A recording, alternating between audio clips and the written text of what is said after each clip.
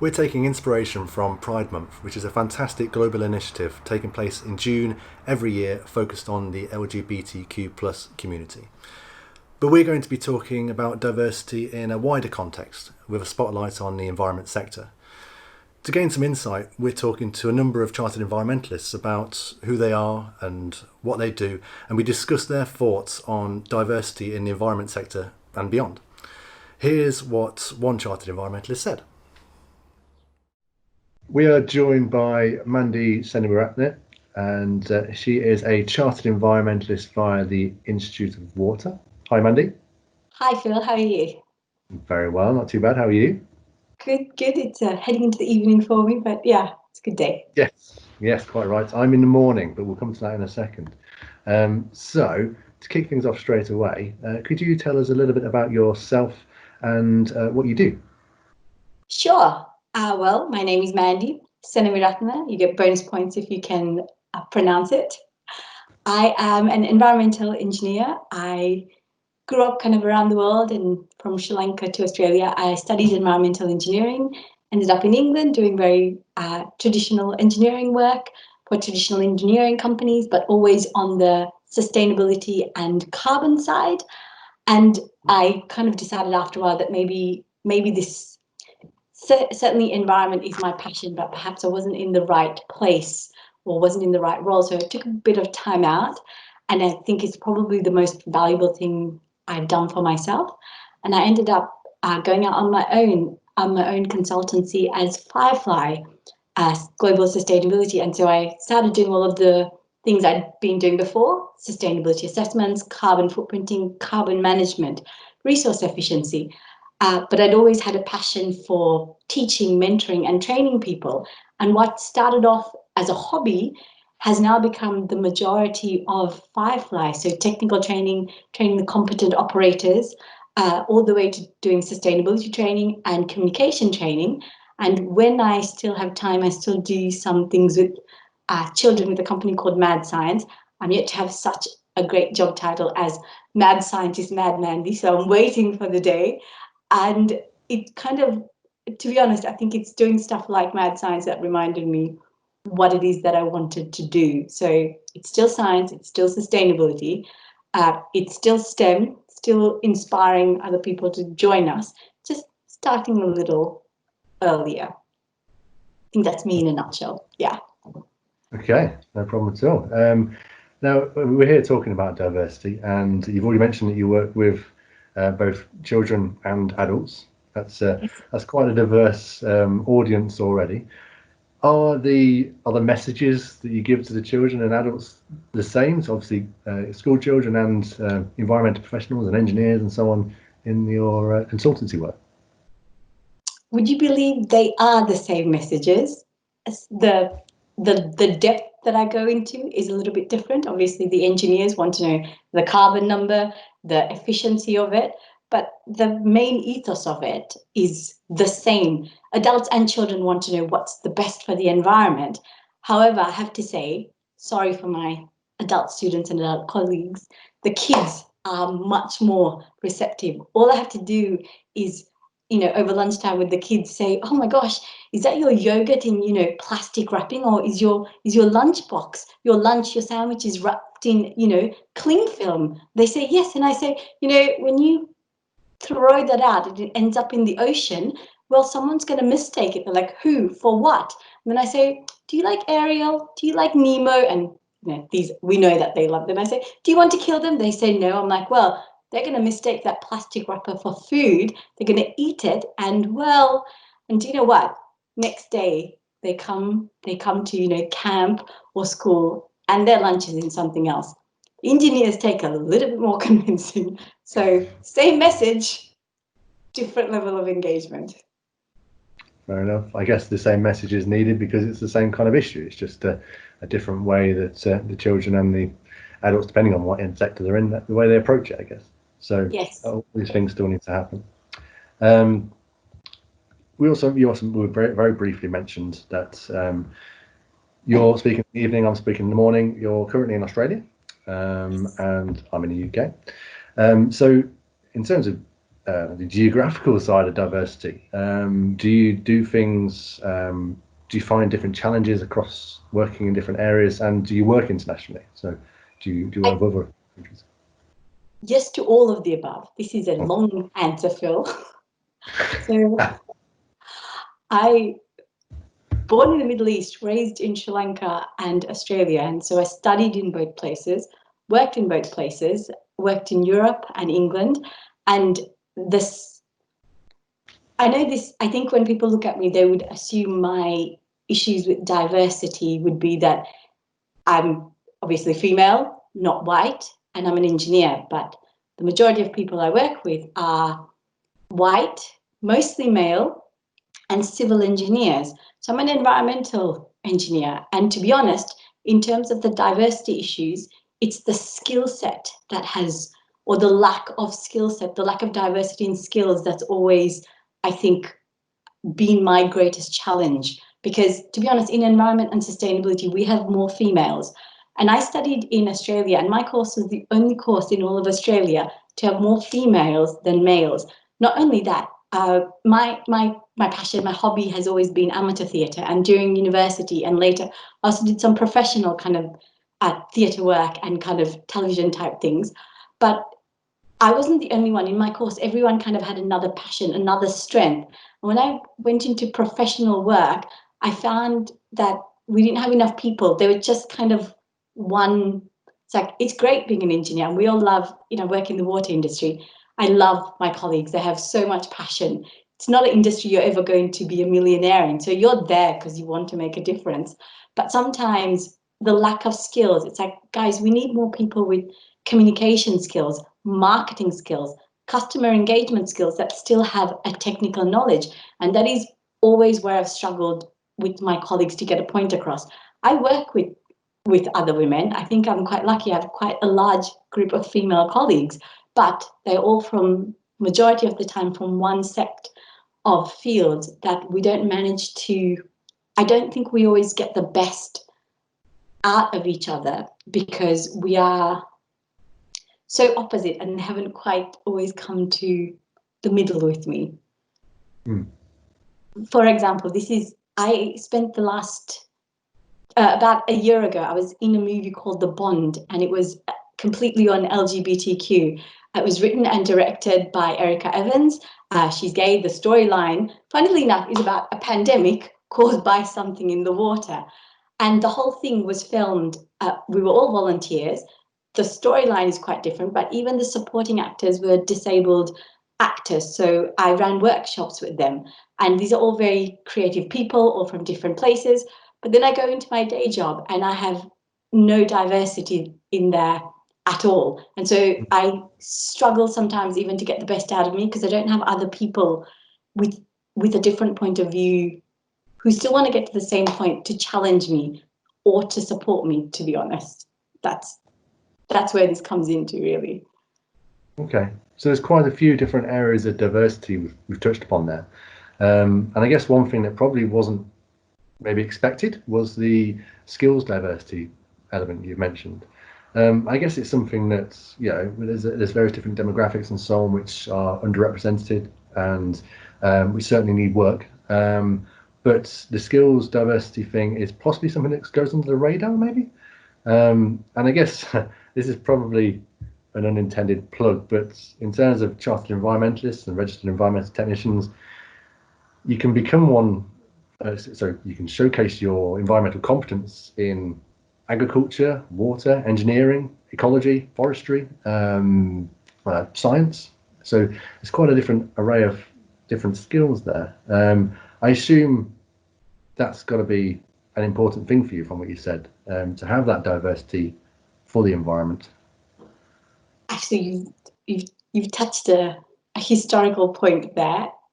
You're right. I completely agree. CEnv is the only kind of the science type registration that from engineering, science and environmentalist that allows you to be chartered, and it doesn't matter what field you're coming in from. And it is great that it's that diverse. I'm an engineer by training, and when I did try to do my chartered engineering, I was told, well, you need to do all these extra modules. And I was surprised because I have a 4-year degree, had quite a lot of experience, but they said, yes, but you're not a civil engineer. I said, I know, but to be honest, that's not by accident. This is what I chose to do.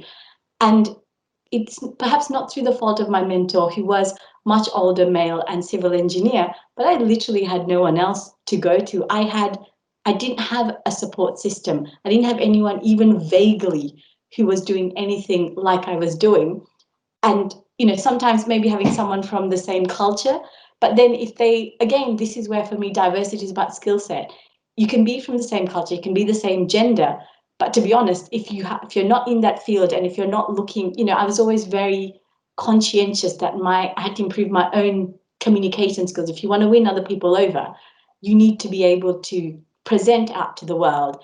And I was like, where's the rest of our colleagues? Why aren't we doing this? Why is a HR or marketing team trying to explain sustainability? I'm like, they're drinking out of plastic bottles. That isn't going to, give across the point. And it's the lack of skills diversity. And most of those people will come from, not the norm. They are, for most part of it, unlikely to be the same group of people who would have chosen to do perhaps civil engineering. But this is, I want more diversity in the industry. It doesn't have to be 50% women. It doesn't have to be 50% environment sustainability. It needs to be 50% everything else, because to be honest, I don't think we will ever have 50% females. It's kind of like trying to make all the nurses 50% male. I don't think it's a battle we'll win, and maybe that's not where our time should be best spent. But if we are going to bring people into the industry who aren't the norm, with diversity comes discrimination, and that is something, if we are going to bring people into, we need to provide those people the support and support everyone else who's already there. Unconscious bias is very real, and even the best, even the most well-meaning people, if there are a whole lot of group of new people, new skill sets, people who look differently, act differently, they are not going to know how to react. And I think that's what we actually need to work on. There are plenty of people who want to come into the industry, but you've got to show them the support and show them that it's just you need to show real support top down and say, we have a support network for you, and anyone who isn't getting on board with this, well, actually, we don't want them here. And I know that that sounds quite stringent, but I think, I left the industry for similar reasons. And I only came back because I found a great group of people. I now work very closely with ISLE, but they are very open, they're very progressive, a little nuts like me, but do you know what? It works. They're open to doing things at different time zones. The group I work with now, Wales, England, Italy, Australia, South Africa, we come together, we find mutual times to work together with. So that's the type of collaboration I don't think I would have dreamed of even 5 years ago. And that's what having kind of a diverse group brings to the table. I did say it was a long answer. Sorry. It was a long question. I have to start writing these down, Phil. Yeah. So I guess that's you touched on a few very key points there. Leadership, you mentioned mentoring, collaboration. They're all key to this diversity agenda, as I drop my pen on the floor. Yes, let me just grab a pen, just so the next long question you ask, I'm going to write it down very carefully. I haven't got another long question, unfortunately. Oh. That's all I've got at the moment. Can I ask you a question? This is on diversity, after all. Okay. How do you feel? Where do you see, because I know that some people who are, well, you and I are quite opposite. You're in the male white category. I'm in the opposite. And I find that some of my male colleagues don't want to say anything for fear of offense. I'm like, no, you are allies. We need your input and support more than anywhere else. What do you feel? Where do you come at this from? Well, from a personal perspective, when I was, I wanted to follow the I guess the work around diversity, which is something I wanted to take on myself. There are balances to be had, because clearly, white male, I'm some would see me as part of the problem, I guess. But then everyone needs to be singing from the same hymn sheet, I guess. Absolutely, there is obviously issues out there. There's very what's the word, sensitive issues around race at the moment and that kind of thing, but that needs addressing by everyone. There's no point white males, for example, being quiet about that. But if we do, I guess it is tricky sometimes to ensure. No, it's not tricky. It plays in the back of your mind maybe that you have to ensure that you're saying the right things at all times, I guess. You're never conscious of saying something wrong, but because of the sensitivity out there at the moment, and pretty much always, it's very crucial that you're saying the right thing. I think most of the time, if you make mistakes, then in terms of producing content like this, you can be criticised for it, I guess. Which I guess there's more potential, some might say, for being criticised, given the fact that I am white male, compared to other people, maybe, if that makes sense. So there's that kind of thing plays in the back of your mind, but it isn't something. I think we have to get over that kind of stigma, I guess, and ensure that we're all saying the same things. And you can make mistakes, maybe sometimes, but they're not meant to be harmful in any way. We are trying to make a difference by saying the right things and ensuring the right voices are out there and so on. I think that's something we need to continue with. But there you go. There's a long answer, but I don't know if that made any sense. No, you did. Well, first of all, I am really glad you're doing this. And you know what? We all might say things out of turn, out of hand. I'm certainly known to be a bit provocative at times, but as long as it doesn't come from a place of malice. And to be honest, this is a journey. This is a journey for everyone. And I love diversity, and I think people forget you're part of the diversity. If we suddenly, I worked in Sri Lanka, and the issue in Sri Lanka is they're all male, and they're all single. They're the majority male and Sri Lankan. And while that's fine, I'm like, there's not enough females in this mix. And that has a longer way to go. So you are still part of the equation, and there are sensitive times, and I hear you, and I think perhaps you have to be more sensitive in this case about what you say than perhaps I would have to. But know that you have allies as well. If we don't support each other, and actually we need to talk more. I don't really understand how we're going to get through anything. We're not communicating, and you form part of the majority. If we don't have the support of you and organizations like C.WEM, I'm not sure how we will be able to push things like diversity and make it a true mix, as opposed to diversity for the diversity's sake. I'd love for it to be organic, but it is going to need a helping hand. Yeah, quite right. Well, in August this year, so August coming up, we are running a campaign around the hashtag #IamCEnv is the idea. That might change, plan is in progress. But we're hoping to get as many chartered environmentalists as possible talking about what they do and who they are and why they love what they do. And without putting the diversity spin on it, I guess, the very fact that we are hoping for such a diverse range of the cross-sector of chartered environmentalists to take part, that in itself will hopefully show the incredible diversity of chartered environmentalists, which I hope will help to an extent in this particular instance. I think it will. I think it'll give an opportunity for everyone to speak out. I think especially the majority who say, no, if it's about diversity, I'm, male and white, or male and people who might decide to stay away. Well, actually, it's about equal opportunities. So I don't want diversity to mean someone else has, it's not about someone else having less opportunity. It's about making sure everyone's voice is heard and everyone kind of has a equal playing field. And I hope that's where this all takes us to, as opposed to, other end of the spectrum. No, Phil, we're both on this. That's how this is going to work. At the end of this, we will have an equal playing field of people with all different skill sets to make this work. to save the world. Absolutely, and if that's something that can come naturally eventually to everyone in terms of diversity isn't, maybe it isn't even a thing. It's just, we're all the same. That's what it is. Yeah. Hopefully that's the way that's where we're trying to get to, and hopefully we can get there sooner rather than later. Brilliant. Well, thank you very much for your time, Mandhy. Very nice to talk to you. Thanks for the opportunity. That's Mandhy, Environmental Professional of the Year 2020, by the way. Thank you. And I shall speak to you again very, very soon.